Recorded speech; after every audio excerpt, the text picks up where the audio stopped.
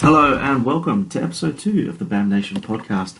My name is Roy, and after a stint in sick bay, welcome my co-host, Thorncliffe. How are you doing? I'm feeling quite well now. I'm going good. That's good to hear. So today, I've put my show notes together, but I haven't got any back from you, so it's a bit of a mystery on my end.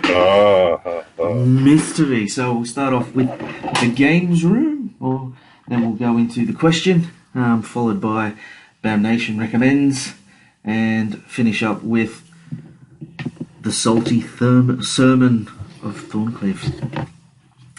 So, without further ado, let's not muck about. Let's get into the games room. So I'll start this week in the games room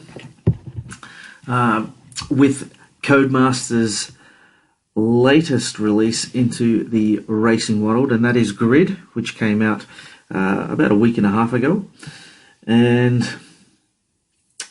I'm not entirely sold on this latest racing game. I mean, this generation of consoles has seen a plethora of racing games and simulation racing games with Project Cars and the Dirt series and the F1 games, which bring all those titles bring the category of motorsport to the PlayStation and Xbox, and also PC with Assetto Corsa,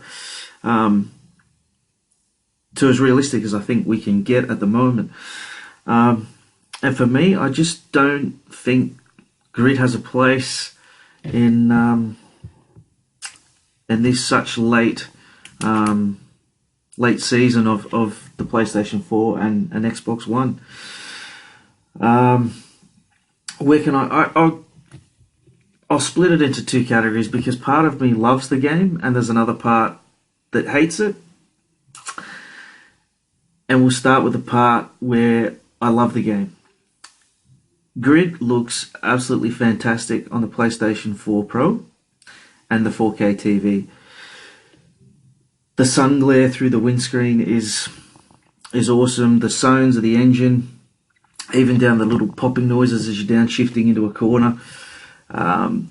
Sydney Motorsport Park is really done to perfection in terms of bringing it into the virtual world. But the downside that I have, and the thing I hate about the game, is the fact that it's an arcade racer. And if you'd asked me 6-7 years ago, I probably would love this game. But now we've come this far into the world where you've got games like Project Cars and GT Sports. Yeah, and F1, where it's as realistic as it can get in terms of you can feel the grip through the wheel. In Grid, it's like you're driving a dog on liner. It's just slipping and sliding all over the place. And even when you try and drive a car properly, and you brake in a straight line, the car wants to go sideways. The car doesn't want to go straight. And the fact that you can just arge and barge your way around a track without any penalty really pisses me off, because when you're trying to win a race and you've got 2 corners to go and the guy behind you takes a dive into the corner and T-bones you in the driver's side door and sends you into the wall, it just doesn't sit. Is that while you're racing online, or is it? No, that's offline. So Codemasters said that there's over 400 unique AI personalities, and I've only met one, and that is fucking bash the back out of Roy Boy's car.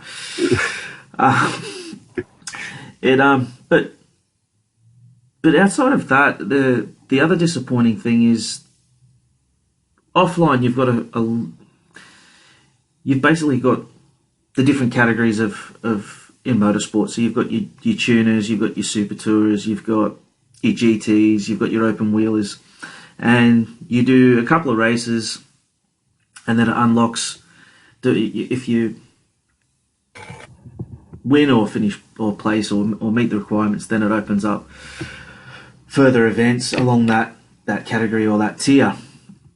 But there's nothing. Every race is like 3-4 laps. Oh, okay. So you blink and you miss it. And the content of tracks. So there are a few real world tracks like Silverstone, Sydney Motorsport Park. There is another one, but I haven't played it just yet or come Will across it. be correct in saying that it's the first time this generation we've seen Sydney Motorsport Park? Yes, it is. Well, I've got it on. Well, I have Assetto Corsa on the PC, and due to the magical world of the internet, I have the V8 supercar. So I've got the FGX Falcon, the ZB Commodore, and the Nissan Altima, and I've got just about every Australian track on there, which you can download through. There's 2 or 3 different websites you can download the mod for, and that's all fine and well and fantastic. In Grid, they've got the ZB Commodore, they've got the FGX Ford Falcon, and they've got a Camaro. So they're the 3 cars that are loosely bracketed into the V8 supercar, so to speak. But there's no Mustang. There's a Mustang in the GT4 category, but there's no Mustang in the Super Tourers. Yeah, they've had plenty of time to put this game together. That they could have just spent a bit more time on the cars than what you actually wanted from the game. And the Falcon only has Chaz Mossett's Super Cheap Auto skin, and the Commodore only has, and it's a Commodore, and I hate Commodores. Don't shoot me down for that. No, I'm a Ford man. There's only like 1 or 2 Commodore skins as well that come across. So it's, and the physics and the handling of those cars, just, it's not right. Like if you're in a Falcon, and I've driven, many years ago, I drove a V8 around Eastern Creek, and in the other games that I've got, like Assetto Corsa, where I can drive at Sydney Motorsport Park, you come down the main street, there's a point just as you pass the main grandstand, you lift off the throttle and you turn into the fast left-hander and you coast around to hit the apex, then you put the foot back down. Put the foot in, yeah. And the back end of the car grips and takes you down to the second corner. In Grid, you're struggling to keep the back end of that Falcon where you want it to go, going around that corner. And then the subsequent second and third corner, the sort of hairpin around the back, it's very hard not to go around there without sliding. And it's, it's still fun. And the only other downside I will say to Grid is it's got, they say it's got over 80 tracks, but there's only 12 locations, and each location has about half a dozen or so different layouts. Yeah, so it's got the variation on the actual track. Yes, but on then, one track, yeah. But then it goes the one step further and reverses them all. Like Sydney Motorsport Park, they've got the Gardner circuit, which is the one that we're probably all familiar with that the V8s race on.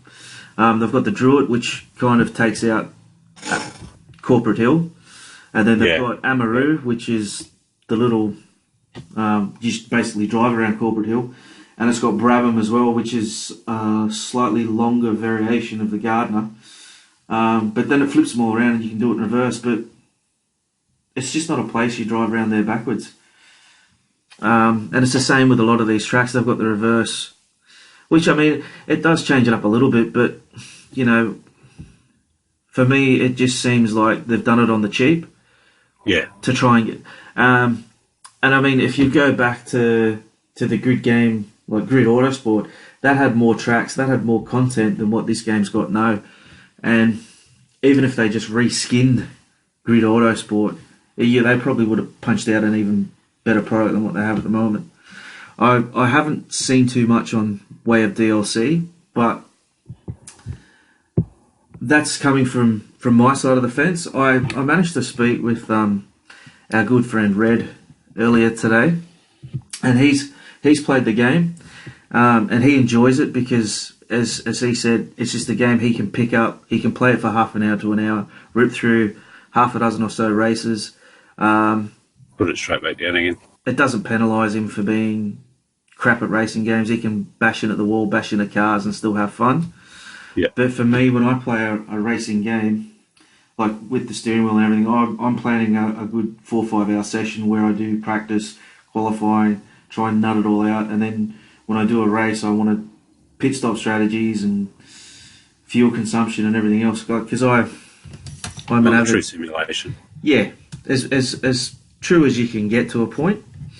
And I'm happy enough to do that offline. I do a little bit of online, but not too much because I'm just happy playing away on my own and, setting a difficulty where, if I'm on pole, it's because I've earned it. If I'm running mid-pack, then, I'm holding my own in the middle. But that's my overall impressions of Grid. There will be people out there that'll love it for what it is, which is just a pick up and play. It's an arcade racer kind of thing. Yes. And, like in the big scheme of things, I do prefer those type of games where I can just pick them up and play them for a few hours. So I'm a bit different from you and my brother Snoogs. He loves sitting down and like you and having a good few hours racing on it and that. But you know what? Some of the racing games and stuff that I played, like I like the Gran Turismo and the whole licensing and all the kind of level yourself up through it. But as far as it comes to playing like the real simulation, I'm not really a car guy. Like I love watching the car races and all that kind of stuff, but I don't know much about the strategies behind it and the tuning and what tyres and all the suspension and all that kind of stuff that you've got to set up. Like the F1 game shit me to tears because I come screaming along something and then next thing you know I've clipped someone and the wheels start flying off and I'm just like, this isn't fun for me. But I can 100% see where you're coming from and why you love it so much. But in the end, I'd probably love this game because I can just sit down and smash out, as you say, just a half-hour session in between playing something else. Yep, that's pretty much how it goes. Yeah. And you've pretty much summed it all up in a nutshell. There are those like on my side of the fence that prefer the Sims, prefer getting into the itty gritty, like taking off a bit of the downforce at the rear to try and get that extra tenth of a second down the straight. But I could also understand the other side of the fence with yourself, where you guys just like to pick up play, have a bit of fun, and move on. But it's the same with Forza, though. Like I love playing Forza, but I'd much rather play Horizon. Yeah, I mean, I find Horizon's got better controls than what Grid does. Like with Forza Horizon, you can sort of feel the car. You can guide it. If you're doing like a drift around a corner, you can sort of feel where the grip level is on the car. Yeah. And mind you, I haven't played Grid with a controller. I've played it on the wheel, but on the wheel, I don't feel that connection to the car. You can't feel the feedback. No. And I've tried mucking around with the settings and the sensitivity of the wheel, and I just can't find the right balance there. When I compare that to Project Cars 2, where I'm fighting the wheel, and when you're fighting the wheel, when you lose the front end grip, the wheel kind of goes a little bit loose. So you can, it's hard to explain, but you know where the grip levels are. Whereas this, I cannot feel it. And that's just what my disappointment was. But that is like Grid from Codemasters with mixed emotions. Mixed emotions. So, yeah, I've just picked up Call of Duty Online, the mobile app, and been absolutely loving it. Hitting at level 45, 46 at the moment, and I've just started the ranked matches as well, so I'm up to veteran level 1 or 2 on that.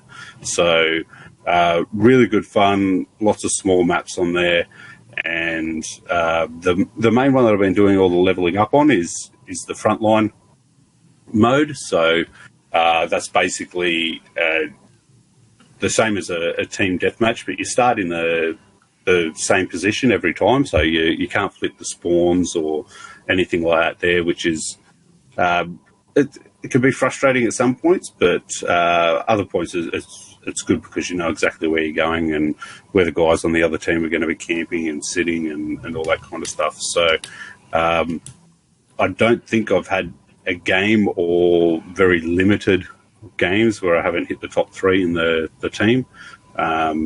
There's only 5 on the team, but still sitting in the top.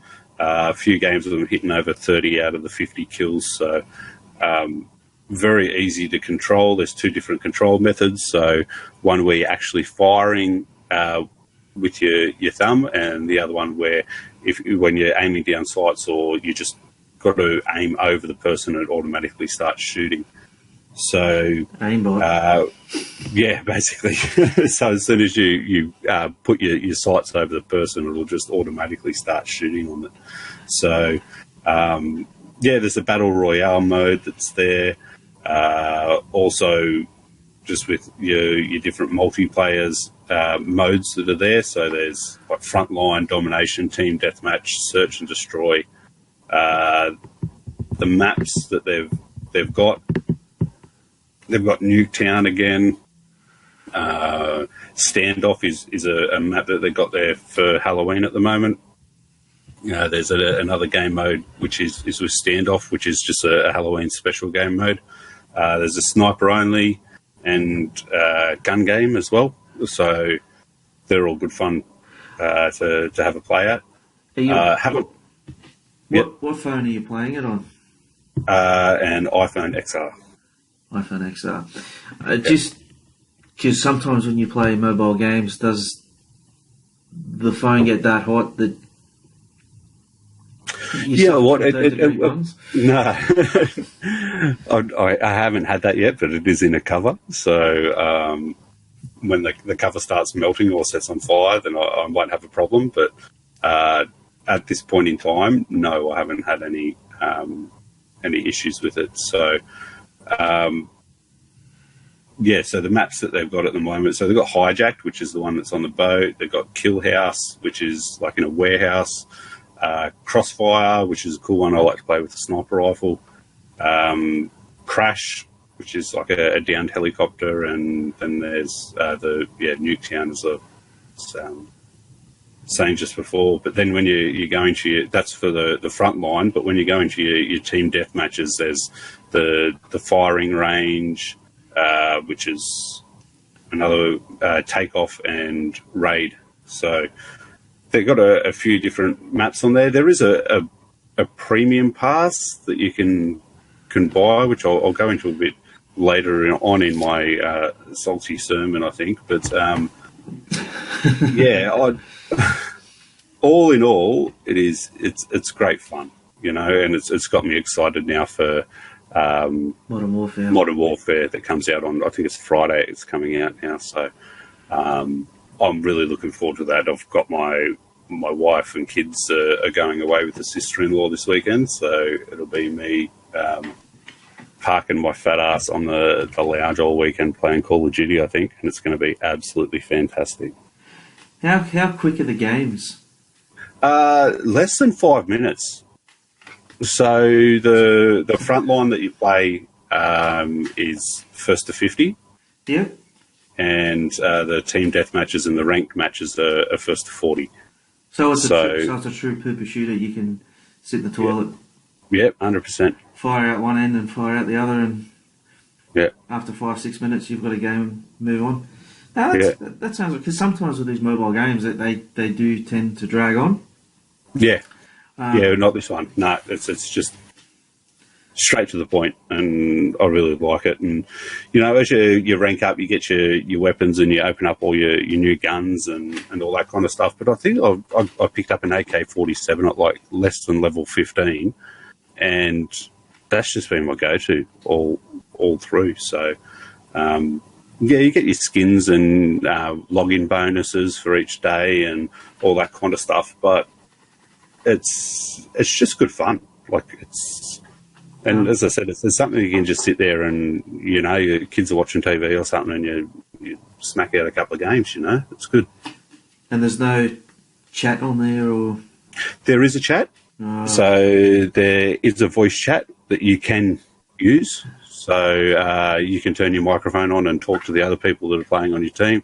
I had one this afternoon where I just completely muted it because it was just a couple of teenagers on there just swearing their heads off. Everything was F this, F that. But, you know, for the most part, like I've had some really good games where you've got people actually calling out what's going on and where it's at.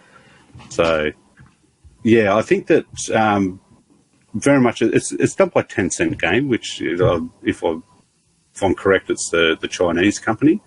They're the ones that are going to be doing the Diablo Immortal as well. So it's full of, like, when you get on it at night especially, because I've been doing night shift, I've had a couple of games on my breaks and stuff like that, but a lot of like Japanese and Chinese and all that kind of stuff are on there, and they get muted as well because they can't understand what's going on.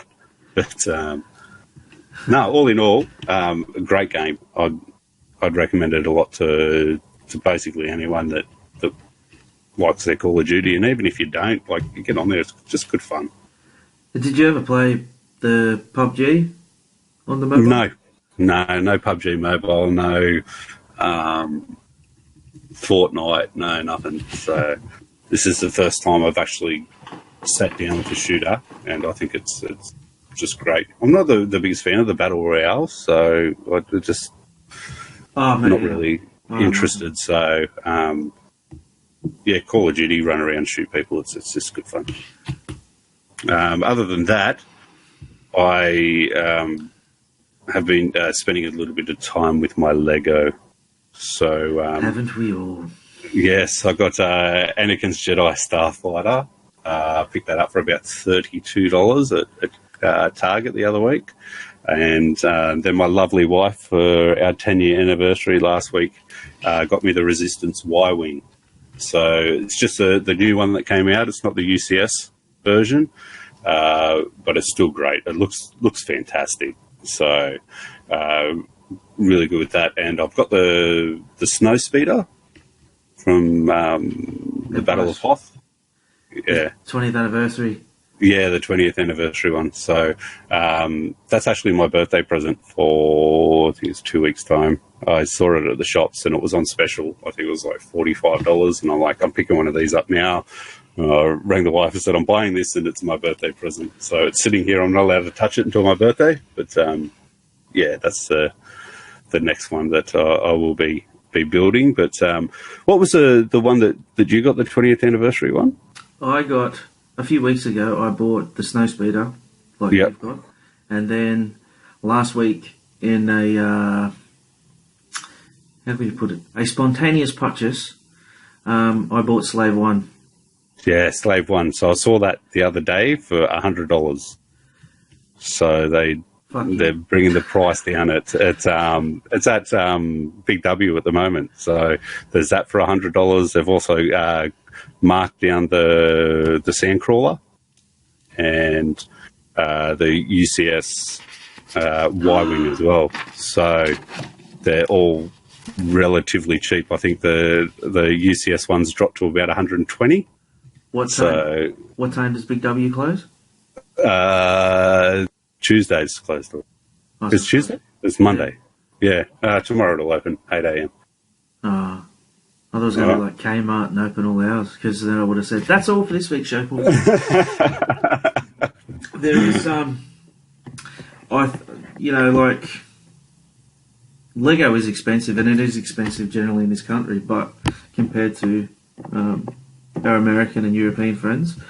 But, you know, just when these 20th anniversary sets, to see where the original Lego set was 20 odd years ago when they first had their first IP, and to see how they've developed it to what it is now. And I mean, the Slave 1 build, it took me Mind you, I was just taking my time with it, but it took me a good 6.5 hours to put it together.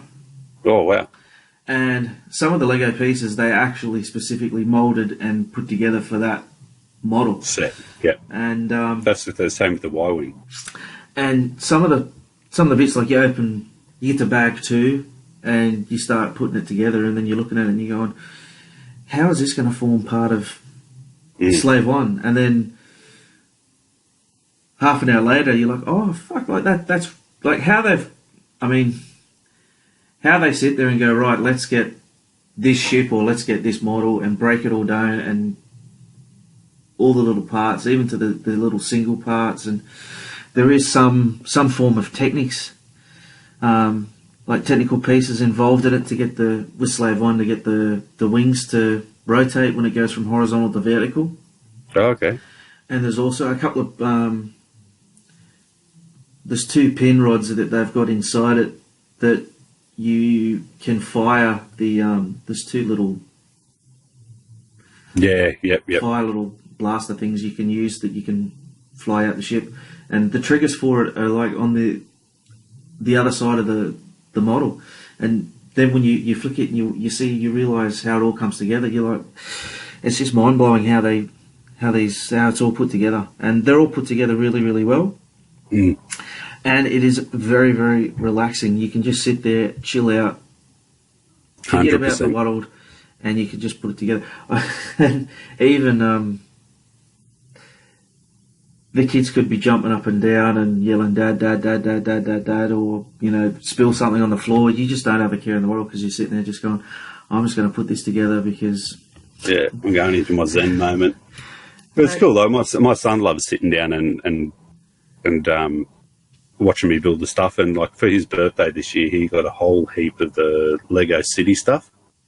Oh, and I that's think cool. it was about 4 or 5 days that I just sat there and over, I think it was, over 4 or 5 days every afternoon when I got home from work, we'd open one up and I'd sit there and build it all for him. It's all upstairs now in a million bloody pieces, but he got the Jurassic Park set, and they're really cool.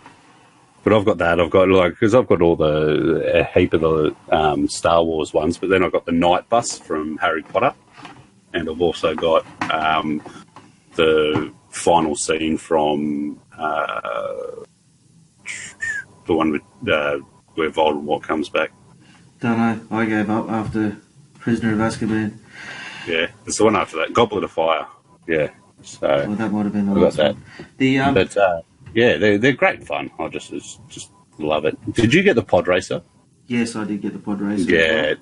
Looking at the Pod Racer compared to the original, it's just absolutely phenomenal. The original one looks like a little 4-year-old just mashed together built a it, couple of basics. And the same with Slave 1. You look at the original Slave and you go, that's not Slave 1. How could you have sold that? Yeah, but that was back then. That was the first time that Lego had bought an original, like an IP off somebody to start building things, and that's when Lego started rebuilding its name kind of thing, because they almost went broke. Yeah. When they did the first one, and then the next year after Phantom Menace, they went and they released a whole heap of another Star Wars ones, and they all ended up in the discount bin because there was no Star Wars movie to go with it. It was the same with a few other Star Wars toys as well. Mm. But no, I've been blessed with daughters, so I've had two of the daughters got into Lego, but they were with Lego Friends and Lego Elves, and Oh, yeah. and they're kind of growing out of that stage. But my younger daughter will still sit there and watch me build it and try and get involved a little bit when I let her, because sometimes it's like, dads, no. Yeah, get away. But What is it? I've got a whole set of Lego friends that have, with my wife and her OCD, when they take Lego apart, they actually pull the book out and bag it back into the way it originally came. So I've got a massive plastic tub and it's just all full of plastic bags, all marked with the instructions and that. So what you need to do is go in and put the numbers into the app, so you can get the Lego app now, and you Yeah. put all the things in there, and it'll store all your collection on there. So if you do end up losing the books, then they're all saved to your account. There's a new Lego store open to Broadway, I think, Yeah, yep. That opened last week, I think. Yeah. and I'm too scared to venture in case. Me too. Yeah, and I just had a friend of mine just say he just got a job at Eastern Creek looking after all the Lego. And, yeah. I'm jealous of that, but I couldn't work there. There is some sets there that, whilst they are big and beautiful, you just cannot justify paying that amount of money Yeah. for a piece of plastic. I still want the UCS Star Destroyer and the Falcon there. Yes, but I just Got to remortgage the house. $1,300, but Yeah. What better things you do with that? win lots. All right. Okay, so what's up next? Next, we will move on to the question. The question. So last week, obviously we didn't record because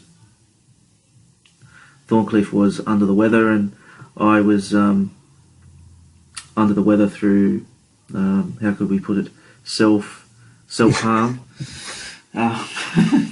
due to the fact that Roosters won the grand final, and then I went out at the weekend and got tanked again, which sometimes you have to do to just let steam off. And so what Thorncliffe's topic was based around the announcement of the PS5, which is coming in the holidays 2020. And Thorncliffe asked, is it too early for a new generation of consoles? And have we seen the best of the PS4? As well as, what are your guesses for launch titles? All right, we had Ryan Wallace came in on the post, and he was saying he hasn't got really not much info about the consoles to really get excited yet. Changes to the controller triggers sounds interesting, and I guess some will like the speaker and rumble changes. I have those off to extend battery. Solid State's a good update. I don't think it's too soon. I upgrade my PC components more often than consoles. Ben Lovell said, well, unless you have a PS4 Pro, the graphics are starting to become ordinary. My guess is the next COD will be released for PS5, probably a bundle, Dead Island 2 or Diablo 4, hopefully. I think that it's the ship sailed on Dead Island 2. That had one of the best trailers a few years ago at E3, with the guy jogging along and slowly turning into the zombie. Diablo 4, yeah. I think we need to really see what's going on with Blizzard at the moment, but Diablo 4, it'll be PC exclusive, I'm guessing, for at least 2 years before they port it over to the consoles. Yeah, I'm not too happy with Blizzard at the moment and what's going on with them, but you know what, Diablo 4, it'd be a day one purchase no matter how salty I am at them. Oh, I love Blizzard at the moment. They just seem to go, right then, we'll be turning off the lights tonight. Let's just watch the internet burn. What can we do? Yeah. Joshua Priet, yeah. Just somebody sneeze, fucking ban them. Yeah, been 1,000 years. There's a guy that actually went into their Twitch chat the other day when they were streaming something and said "Free Hong Kong," and he got banned from Twitch. He got banned from Twitch for 24 hours. So yeah. Joshua Prieto, PS4 and Xbox One have been out for approaching 6 years now, approaching 7. When PS5 is out at the end of next year, I'd say that's reasonable. I never went past my Xbox 360 personally. Xbox 360, phenomenal console. Xbox One, my opinion, horrible. The PS4, just this generation, it's just been PS4 all the way. I have both consoles, but the Xbox gets turned on once a year when they decide they want to release an exclusive. So I'm the opposite. Xbox 360 killed me with it. Yeah. because I had the 3 Rings of Death on 2.5 consoles. Yeah. I say 2.5 because I got two. There was the first one that was out of warranty, so I fixed that myself. Then I went and bought another one that had the 3 Rings of Death, and then I swapped that out on the warranty and then traded it in for a PS3, and never had an issue since then. And that PS3 is baked in. There's that much dust in it that there's probably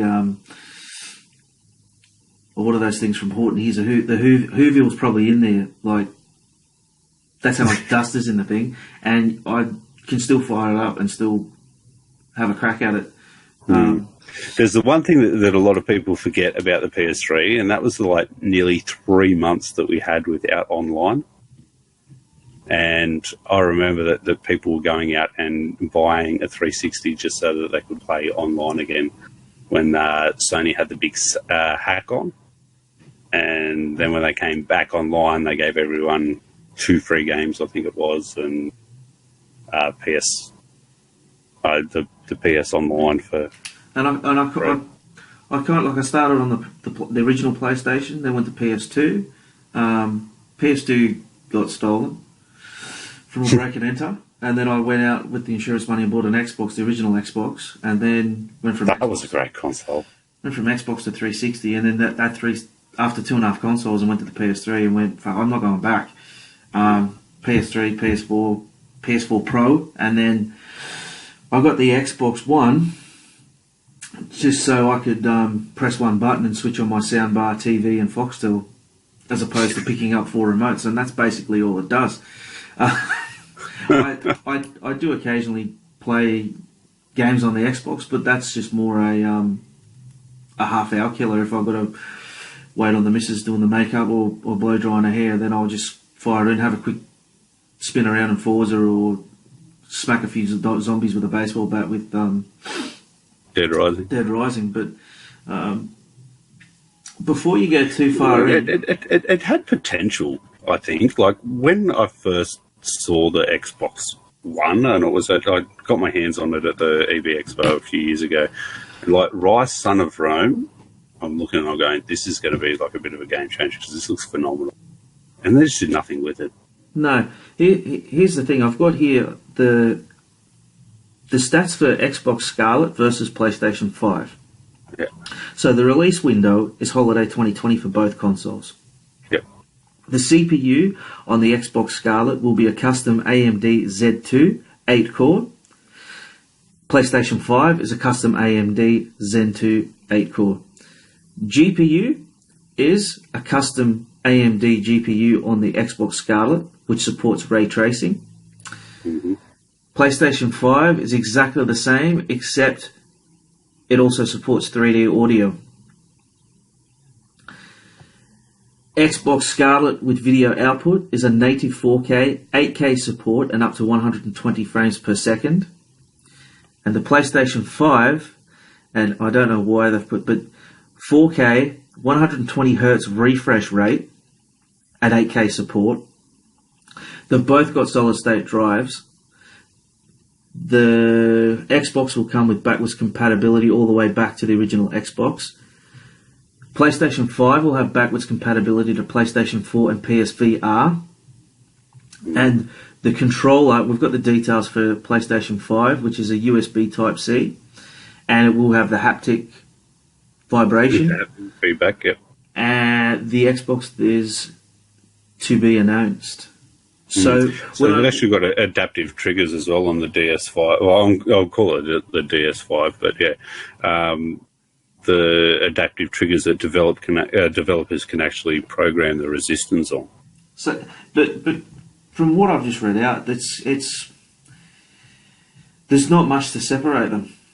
No, and it's to the point where I was reading an article on it, and it was the big difference you will find between this current generation and the Scarlet and the PlayStation 5 is to do with this ray tracing, which is to do with the light effects. So at the moment when they do the light effects, yes, it looks all beautiful, but they're actually simulating the light on what they think light would do, whereas with ray tracing, it'll be more truer to what it actually does. What it actually does. So you will see.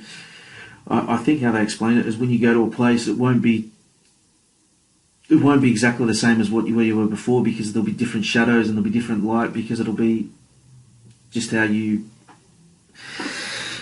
I'm kind of lost for words trying to, but anyway, you get the idea. It's just going to look at that a little bit prettier, because they can perfect and moving forward with just the little graphics. Because I think that the current generation, they're kind of it is coming to its limit on what they can do. But the games are going to be massive, and the one thing that I really need to know is how big is this hard drive going to be?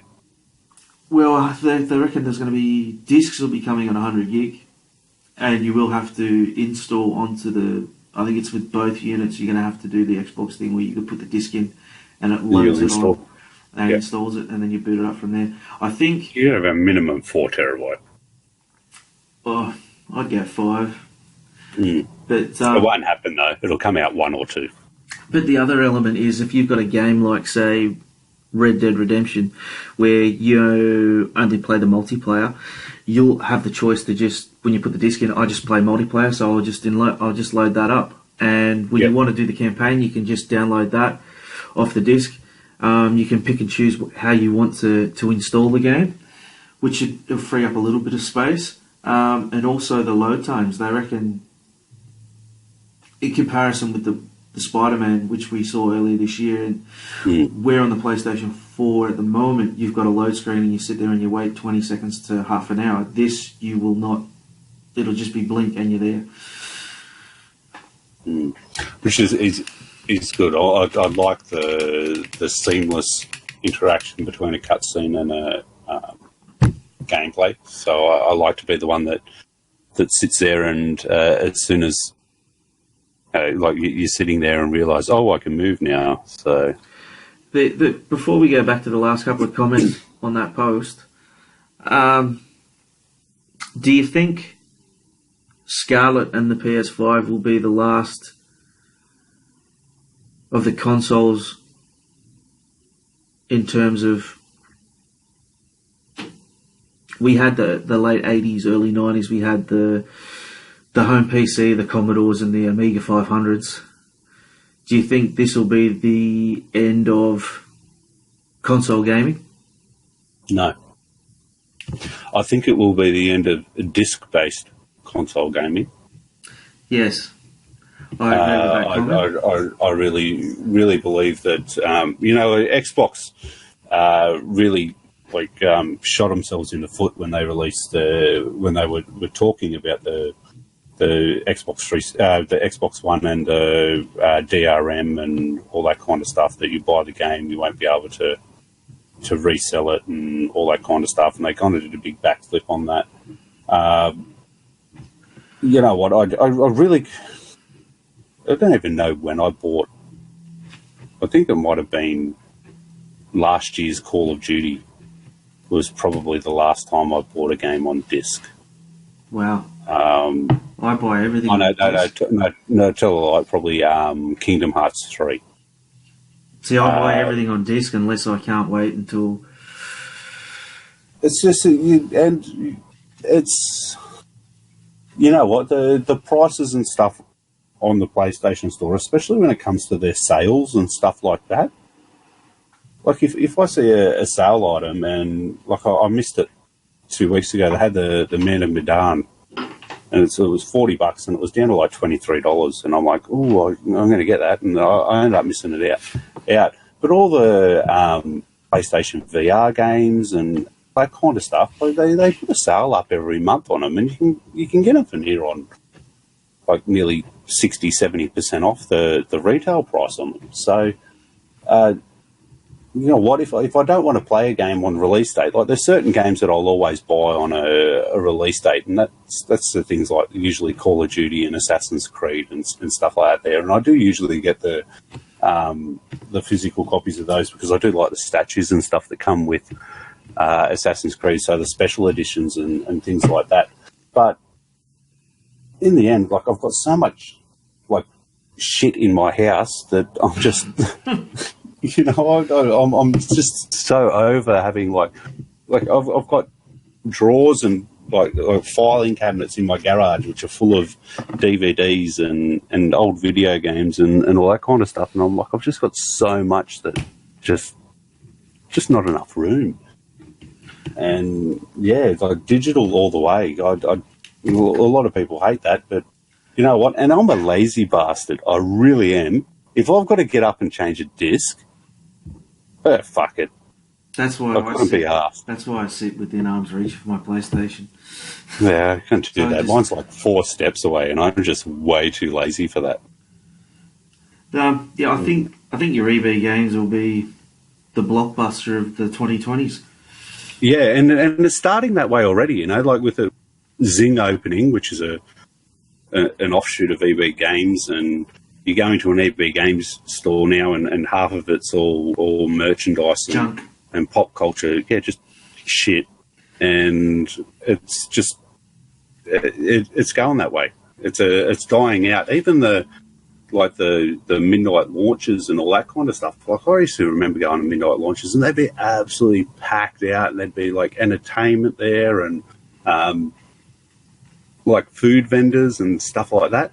Now you just turn up there, you go there. Ladder, fuck off. Yeah, like I think I went to the Fallout 76 launch, the midnight launch, and 30 or 40 people maybe.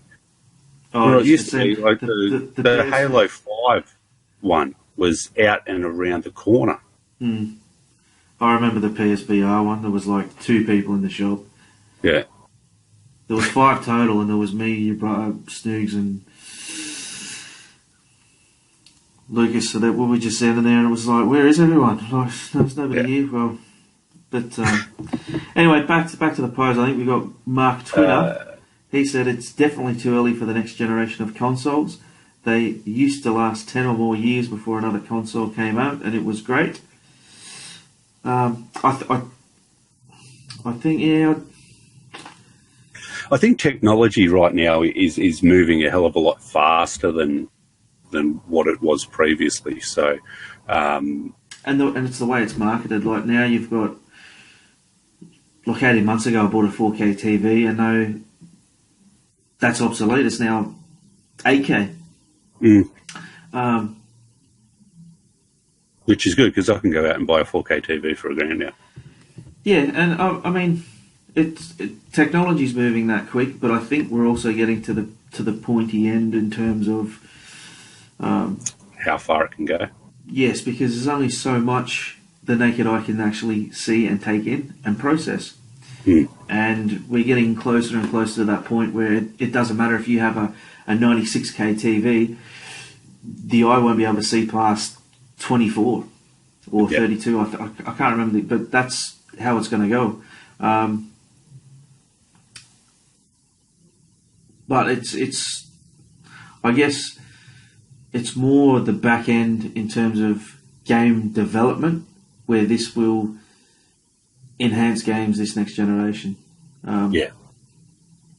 Aaron Bush said, to be honest, 1 year too early, make it 2021 and release it on the same day as the PS2. I can't. 20 years. Yeah, 20 years. I'm sure they'll have something that'll be on that day that they will. They will release a PS5 that looks like a PS2. Yeah, because the patent for the PS5 is some weird V-shaped thing, but I mean, Sony has got released patents for consoles and had dev kits that end up looking nothing like what it eventuates to be. Nick Edwards said it was 7 years between PS3 and PS4. 2020 will make 6 years between 4 and 5. And I'd almost put money on a few month delay to drag it into 2021. I don't think it's going to be delayed. I think it's going to be holiday 2020, and Xbox will be holiday 2020, and I think that'll be... And they've both got to do it at the same time. And that'll be the big... what was that Schwarzenegger movie? The Christmas movie where he's chasing for that... Jingle All the Way. That's it. I mean, that'll be. Man, I'd love to just get a packet of popcorn and see Black Friday next year when they've got Xbox and PlayStation new consoles on the shelves, because that'll be. You see, that'll be all out war. And but I think you're looking at that. I think 6 years is. I don't know. Like I want to go out and put my money on a PS5. I will be. Part of me is saying, well, I not that long ago bought the Pro. I have still got my day one PS4. I traded mine in because it started to have little problems. But yeah, mine's sounds like a jet. So does my Pro, but there's just a couple of little things that were starting to happen with it, and I had a day one PS4, or from the first batch. I think I got it about 4 weeks after it come out. But they always seem to. I just feel like I've just given them a whole heap of money, and now 2 years down the track, I've got to give them more money. But at the end of the day, I probably will. I probably will go get it. I want to get it, but yeah, I'm still sort of sitting on the fence a little bit. I want to see more on the content that's going to be released with it, but I'm more. I'm not going to buy a Scarlet. It's definitely going to be a PS5 or bust. But I just really want to see what day one releases there are, and I don't want to see a current generation, so a game that's released this year or next year, released on the PS5. I want brand new titles. I don't want to see remastered. Yeah. No, so we had Boyd Jenkins is just his last one here, says it's definitely not too early. That's the weirdest complaint I've seen. What a good Not a complaint, a question. Yes. But thanks anyway, Boyd, for your input. Now so we've still got some major titles still to come out on the PS4. So we've got Death Stranding, we've got Ghost of Tsushima. Yes. And the big one, The Last of Us 2. If that floats your boat. I really think that Death Stranding, Ghost of Tsushima, and The Last of Us 2 will all be launch titles on the PS5. They will release on the PS4, but they will also be released on the PS5. Yes, and Death Stranding, I'm probably going to borrow from you once you've played it. Yeah. I still have no idea what's going on, but it's very intriguing, and I think I've said it before where anything with Hideo Kojima's name on it's a license to print money. So Ghost of Tsushima, that looks brilliant. I want to play that. Yep. And The Last of Us 2, I have no interest whatsoever in it. Yeah? No, That's fair enough. I didn't get into the first one. Did you finish the first one? No, I got about an hour and a half into it, and just with those single player. Did you cry at the start? No, I didn't cry at the start. No? No. You're a big man. I did. I would have got the gun and shot at myself. No, I wouldn't have. No, I just with single player games, and I'll use Red Dead Redemption as an example. When I play those type of games, it's the story's got to jump out and drag me in, so that when I come home, even though I've got chores to do, it's just you got to get through those chores as quick as possible because you want to sit down and continue on with your story and the characters and everything else. And I'm pretty sure that why it's such a big game, The Last of Us, and why everyone's looking forward to The Last of Us 2 is because that is what happened to them. They sat down, they got sucked into the story, and the story reached out to them. Yeah. It just didn't do that for me. And I did cry at the end of Red Dead Redemption 2 when, at the end before... Arthur Morgan. Yes, I did cry. And I just...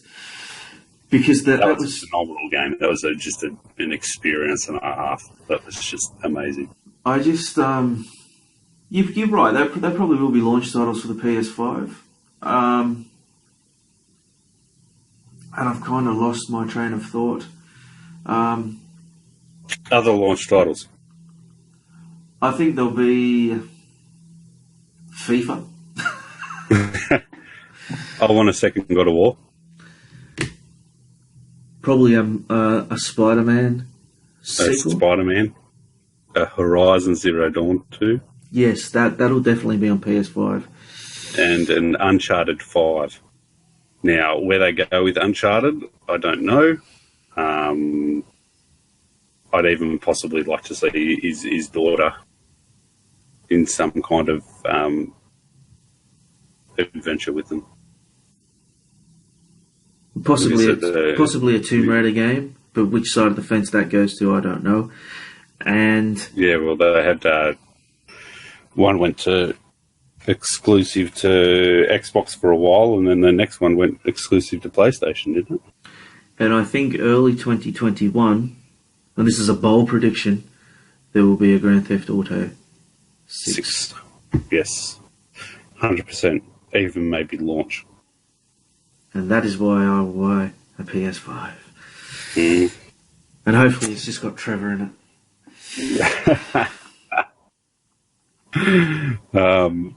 New Assassin's Creed. They'll bring about 4 of them out in the PS4 and the Xbox One, and then they'll release something on day one. Yeah. It's just what Ubisoft do. Yeah, it's just seeing where they go from it. Maybe even move into, like, I never got the Division 2, but they'll probably rock another Division out. I'll probably put in another Ghost Recon. Yeah. I want a Splinter Cell. That's what I'd like to see come back. And it will, at some point. Yes, and then Hideo Kojima will have some new fandangled thing going on. That might lead us to the question for next week. What games will you wish to see? Yes. From your favourite franchises. Favourite franchises. Oh. Yeah. Are they bringing out a VR2? No. No. I don't think so. Even if they did, I wouldn't buy it. No, I don't use mine nearly enough as what I thought I would. No. But then again, I bought mine for $200 brand new on a sale. So I bought mine on the second release batch. Yep. About 4 weeks after it originally shipped. Or did I get a little bit? I might have got a little bit less.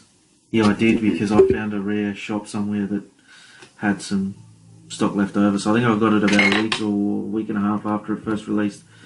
And it was great at the time. I've played some great games on it, and I've played a lot of shit games on it. And where the PSVR excels is in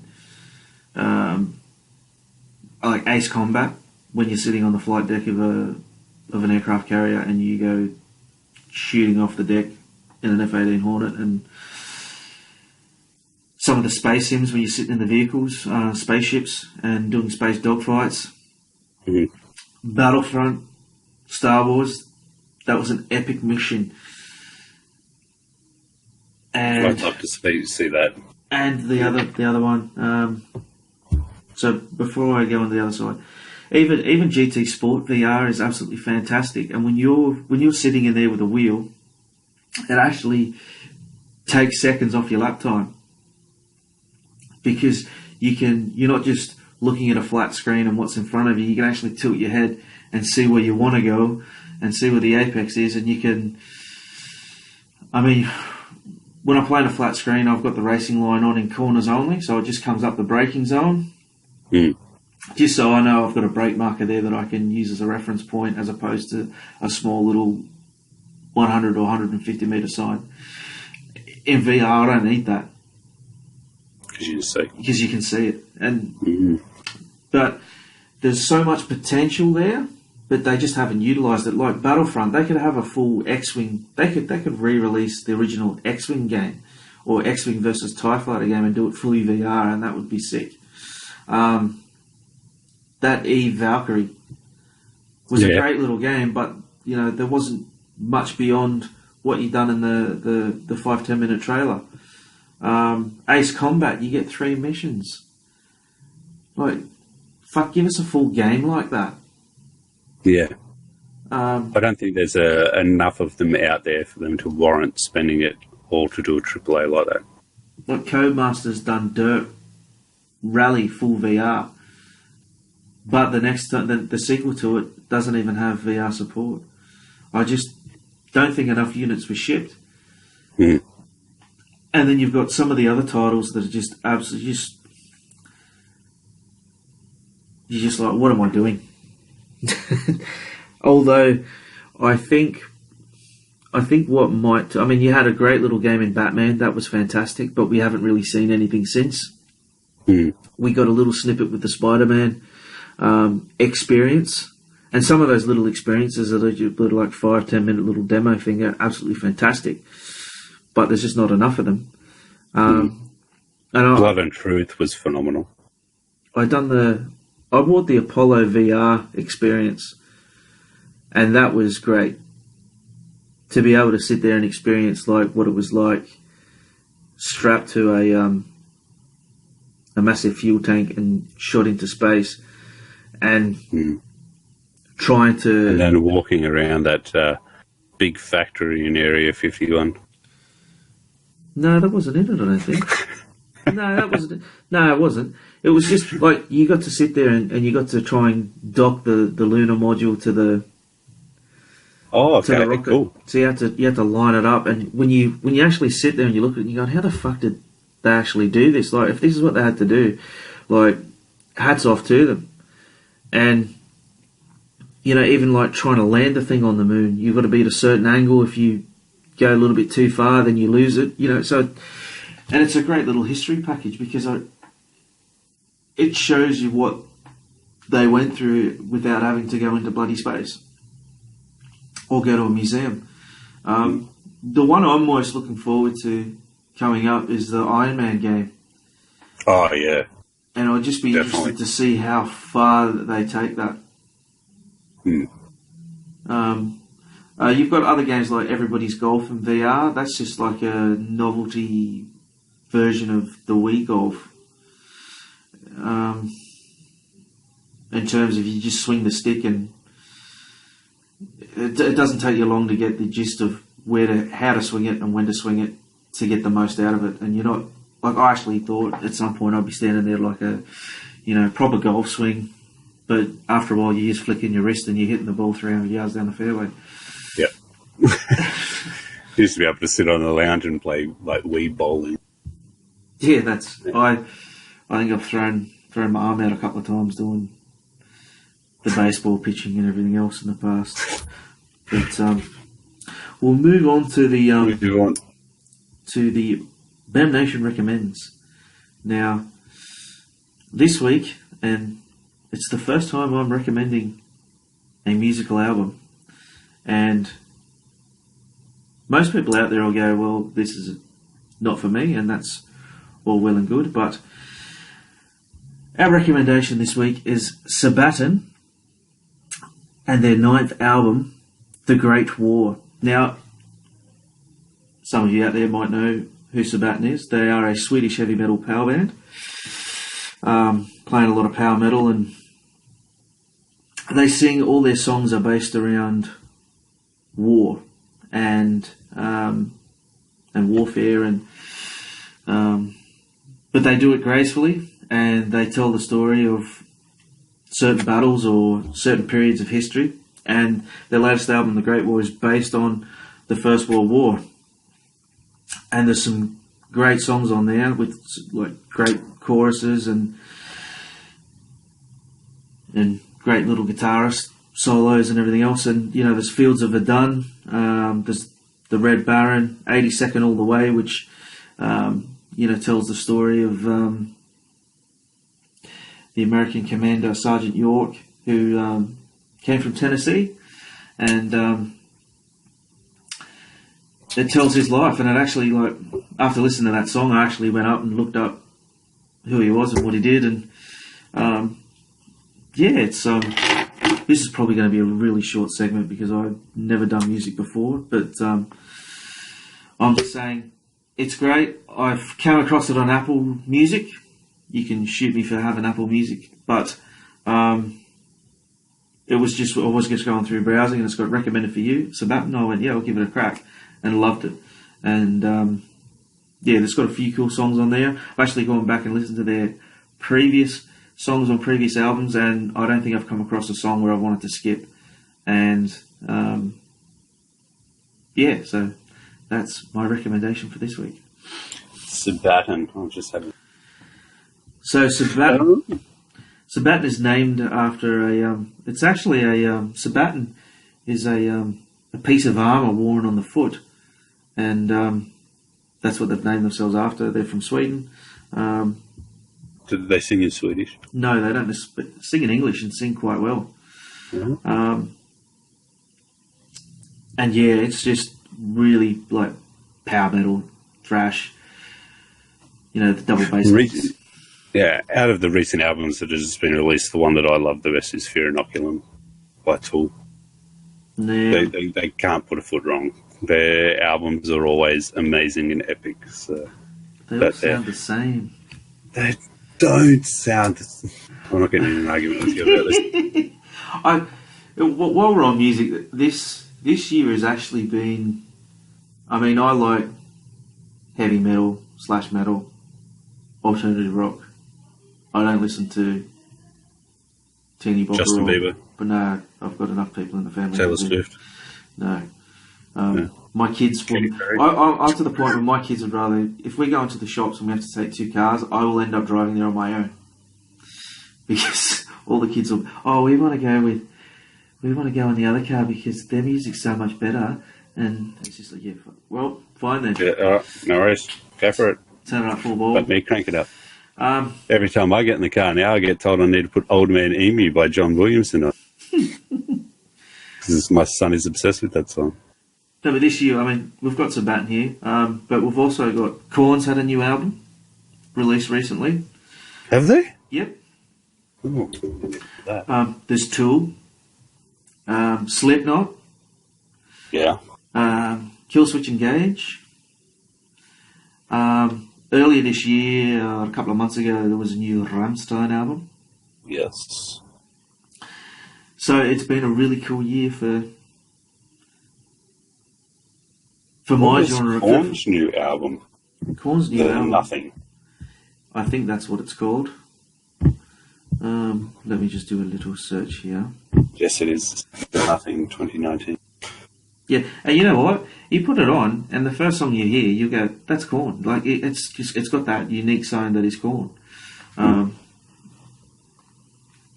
you know, it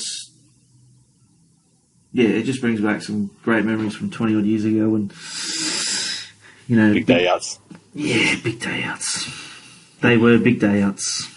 Yes. They took a few big day outs to get over it as well. Yeah, very much so. Camping down in the living room of your parents' abode. Mm-hmm. My little recommend is something that's just come out this recently. I think it was 2 weeks ago. The series 3 of Big Mouth on Netflix. So basically, the hormone monster's back. Got the depression kitty and all that kind of stuff. And you know what? It just absolutely cracks me up. The whole show is it's about kids going through puberty, and the coach Steve and the puberty monster. If it wasn't for those 2 guys in that show, it'd have been nothing. But absolutely hilarious. It's just one of those things you down and watch. Without the kids. You watch an episode, and just when you think they've taken it too far, the next episode takes it that one step further. Yep. Yeah, you just reminded me of Coaches. Yeah, Coach Steve. and his hormone monster. The old cripple. The old cripple one. Yeah, go Coach T. It's a great series. So that the third series is out now, is it? Yeah, the third series is out now. So, yeah, a couple of good episodes in there. A couple of meh ones, but yeah, for the most part, it's just something I can sit down and just laugh at it. It's one of those things. The next ones I'm kind of waiting for is the new F is for Family, which is Bill Burr's one. And when does that come out? That'll be next year. And next year. yeah, and then That's a you've got great series. Rick and Morty as well. So that's coming soon. There's some great little cartoons on Netflix. Like, filthy cartoons, but they're good cartoons. Yeah, it's just yeah, they're all quality. Even BoJack Horseman, I like. I got a bit over BoJack Horseman, but yeah, it did drag on about 2 seasons too long. But yeah, in the original, and Archer's a classic. I'm not into Archer or Bob's Burgers, but Bob's Burgers. yeah, there should be a new South Park out soon, anyway. There is a new South Park out now. They did their first episode last week, which is absolutely hilarious. They basically take the piss out of what the US government's currently doing with ICE and like kidnapping the families and all that kind of stuff. So, yeah, Cartman kind of gets pissed off and reports Kyle's family. So they all get picked up and taken off to a nice detention centre. I won't go much further than that, but it's hilarious. It's a little bit later this year. Normally it's out September. But that's what I like about the Netflix. When they release a series, they release every episode in one hit. You don't have to wait. Although I think that may be changing. But, generally a series comes out and wham bam, you've got every We've just got to wait for the 19th of November. Disney Plus, Day One Buy, and The Mandalorian. I'm not allowed. Oh. I think she listened to your salty sermon last show. Oh, no, I won't talk about that then. You've got Foxtel, you got PlayStation Plus. How much money are you spending? You've got the WWE Network. No, that is a friend's WWE Network. Yes. We share. Yes. I share a WWE Network as well, and the UFC Fight Pass. Yeah. I went through the list. There's The Mandalorian. There's also... Hello Lady There. and the Tramp. Oh, yes, Hello There. Kenobi coming. Yeah. There's also that Rogue One. What's his name? The French guy. The Frenchy spy rebel. Yeah. He's having his own series. This just, I prefer a series with old fucking wonky eye in it. What's his name? Wonky eye. The big black dude with the fucked up eye. No. That's in Rogue One. Oh, what's his name? He's in Panic Room and stuff like that. Yeah, you've lost me. Yeah. I'm gonna. I've got to IMDb this now because it's Forrest. The Forrest Whitaker. Oh, what's his name? Oh, yeah. You put me on the spot now. Sigurd. Yes, Forrest Whitaker. He's in The Last King of Scotland. Yeah. What's his name? Sigurd. In Saw Gerrera. Saul Guerrero, that's it. Guerrera. Saul Guerrero. Saul Guerrero. Yes. So I think that wraps up the recommendations for this week. I promise I'll do better research next time and come up with something new for you people out there to get your head around. So this week it was Sabaton and Big Mouth on Netflix. Big Mouth, yes. And that leads. All right, my salty sermon for this week, and it's I'm going back to paying money out because I'm sick and tired of it. I got Mario Kart Tour on my mobile, thinking, you know what, this is going to be just like Mario Run. I'll go in, I'll pay my $10, and I'll get my full game. No. Dun, dun, dun. Dun, dun, dun. Everything in it's friggin' locked behind a paywall. You can get a subscription to it. Oh, $4.99 a month.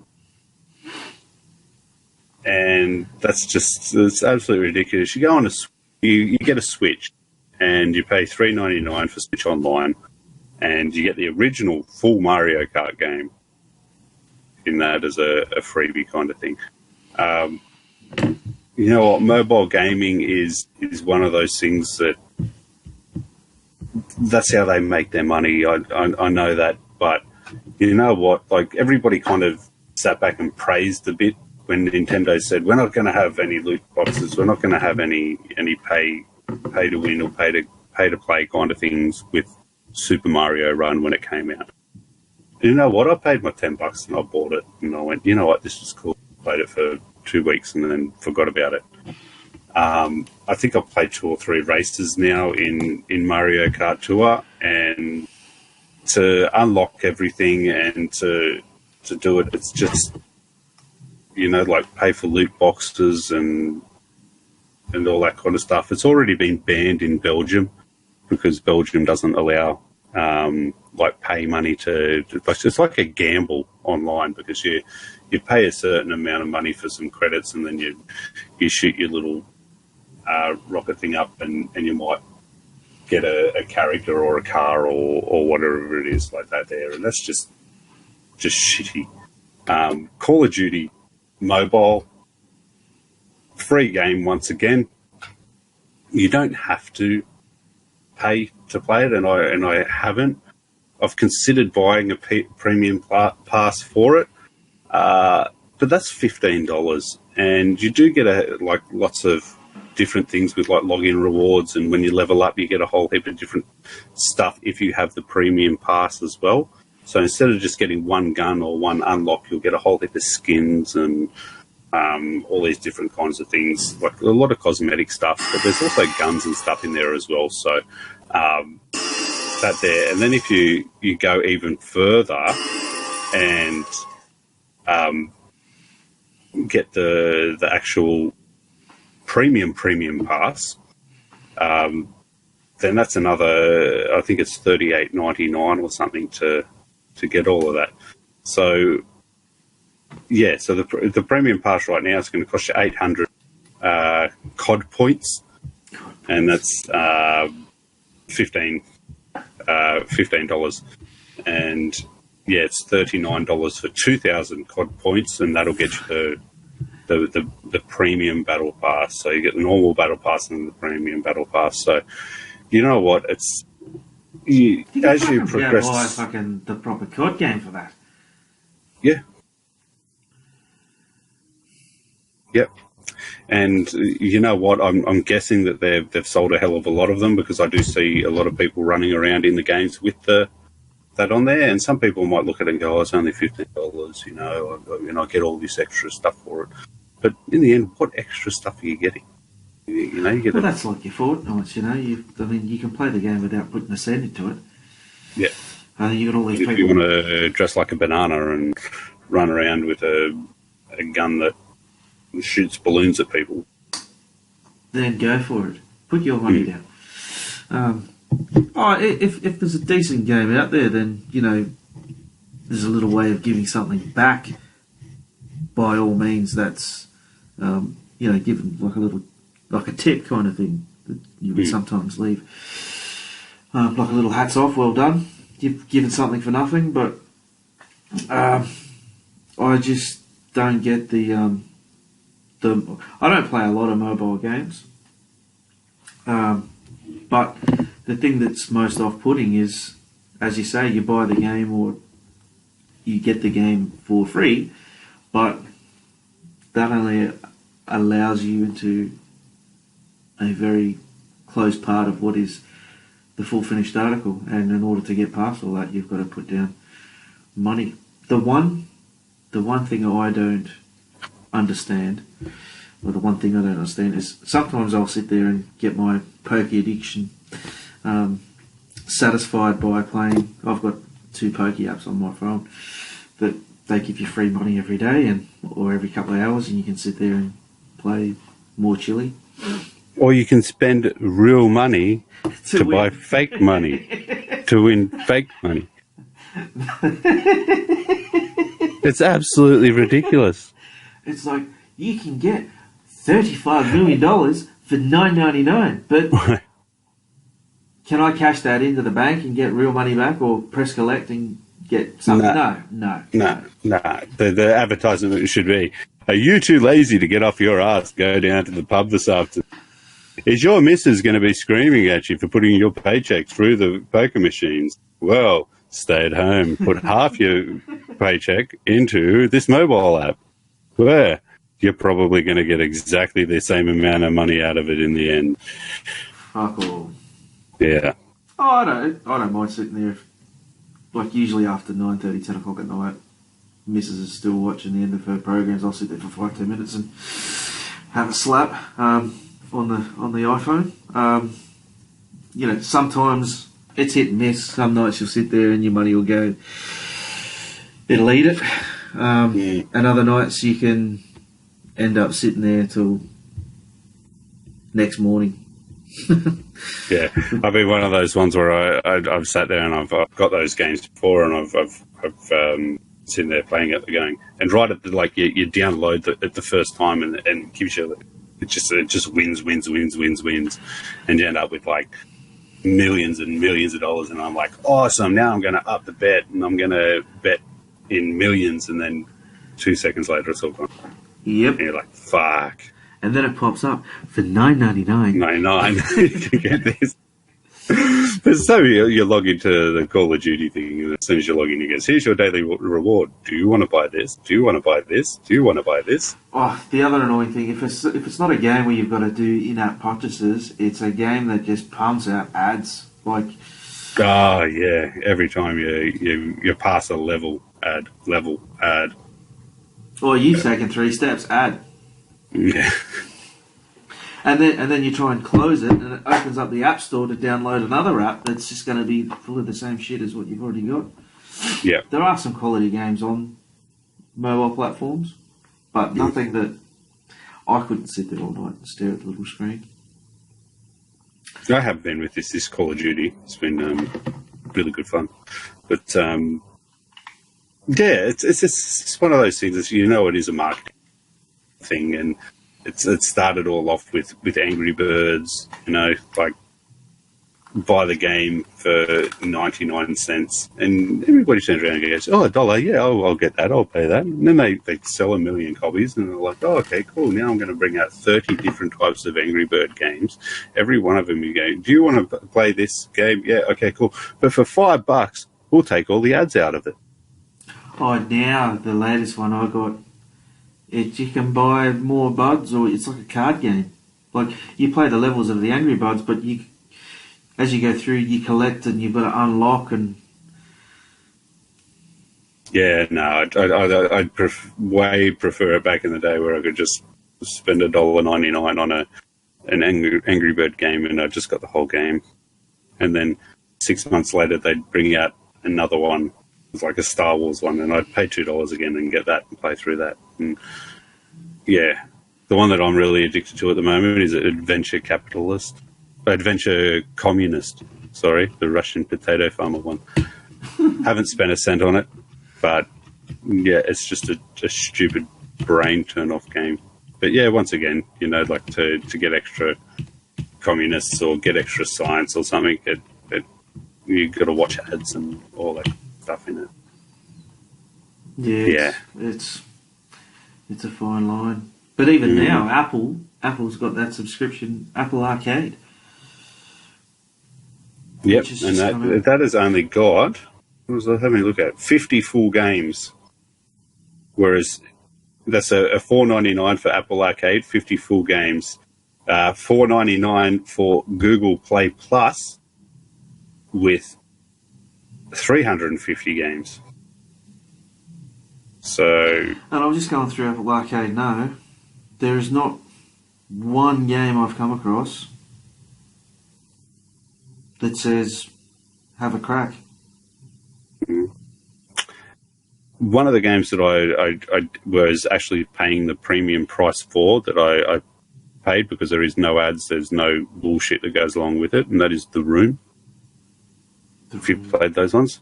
No, maybe. They're puzzle games, and they're really, really good. So they're ones that I'd highly recommend. But yeah, even things like, there's an Uncharted game which is like Lara Croft Go. I enjoy playing Fallout Shelter, but once again, you need to either put a hell of a lot of money in or just wait. Sneaky Sasquatch. Mm. From Stealthy Shenanigans. But yeah, that's my little saltiness for this week, and that is microtransactions. It just kills me. Pokemon Go as well. Same thing. You've run out of Pokeballs, but for $2 you can buy 20 more. Just to collect the same fucking Pokemon around the corner as you've already got 100 of. Yep. Yeah, that's me for this week. And that's us for this week. That's us for this week. So you know where to find us at BAM Nation on Facebook. Put this up on the YouTube channel for now until we decide where we want to put it, where we're going to be the best suited, where we're going to get shown the love. And that doesn't cost a fortune. Yeah. Also, you can see us on Twitter as well. I am at Oz Thorncliffe, AUS Thorncliffe, and I'm at Roy BAM Nation, but I don't use Twitter that much. you don't use Twitter that much. No, not really. I'm Roy. at BAM Nation. Roy Yeah. at Roy BAM Nation. At Roy Bam Nation. And if you got any feedback, anything you want to hear or have us talk about, Yeah, if you don't like us, add a comment. All publicity is good publicity. at Thorncliffe.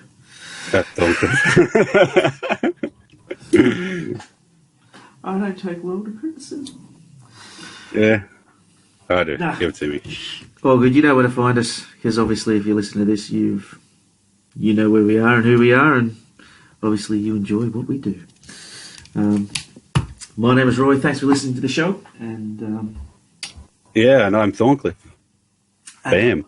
there you go. We'll end it right That there. was it's like seriously unenthusiastic. Bam. I can't scream because the kids are asleep. Bam. I'm gonna catch us later, people. See Yeah. ya.